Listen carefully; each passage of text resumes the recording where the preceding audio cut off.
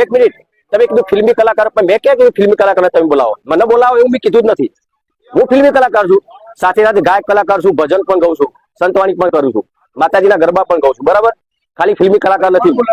તમારી સાથે કેટલા કલાકારો સમર્થનમાં આવ્યા છે? કલાકારો તો દરેક સમાજના કલાકારો મારા સમર્થનમાં છે, તમને બધાને ખબર પડશે. તો નમસ્કાર મિત્રો, ગુજરાતી અપડેટ યુટ્યુબ ચેનલમાં તમારું હાર્દિક સ્વાગત છે. તો મિત્રો, ગુજરાતના કલાકાર એવા વિક્રમ ઠાકોરનો એક વિડીયો સામે આવ્યો છે.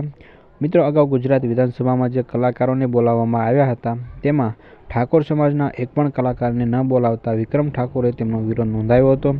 તો મિત્રો, આ જે કાર્યક્રમ હતો એમાં ગુજરાતના લગભગ ઘણા બધા મોટા મોટા કલાકારો આવ્યા હતા, જેમ કે માયાભાઈ આહિર, રાજભા ગઢવી, કીર્તિદાન ગઢવી, કિંજલ દવે, ગીતા રબારી, ભીખુદાન ગઢવી, આ ઉપરાંત ઘણા બધા બીજા કલાકારો પણ આવ્યા હતા. પરંતુ એમાં ઠાકોર સમાજના એક પણ કલાકાર ન આવતા વિક્રમ ઠાકોરે તેમનો વિરોધ નોંધાવ્યો હતો. જ્યારે મિત્રો મીડિયાવાળાએ એમને કહ્યું હતું કે તમને બોલાવવામાં ન આવ્યા એનું તમને દુઃખ છે, ત્યારે વિક્રમ ઠાકોરે એવું કહ્યું હતું કે હું એવું નથી કહેતો કે મને ના બોલાવે, પરંતુ મારા સમાજના એક પણ કલાકારોને એમાં બોલાવવામાં આવ્યા નહોતા.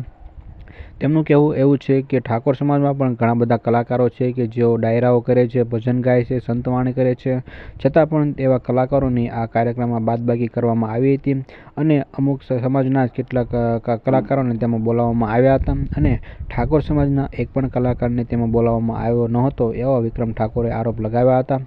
તો મિત્રો, તમારું આ વિડીયો વિશે શું કહેવું છે કોમેન્ટમાં જરૂરથી જણાવજો. અને આવી ગુજરાતને લગતી અપડેટ્સ જો તમે મેળવવા માંગતા હો તો વિડીયોને એક લાઇક કરી દેજો અને સાથે સાથે ચેનલને સબસ્ક્રાઈબ પણ જરૂરથી કરી દેજો. મિત્રો, માત્ર 2 સેકન્ડનો સમય લાગે છે વિડીયોને લાઇક કરતા અને ચેનલને સબસ્ક્રાઈબ કરતા, તો લાઇક અને સબસ્ક્રાઈબ કરી દેજો.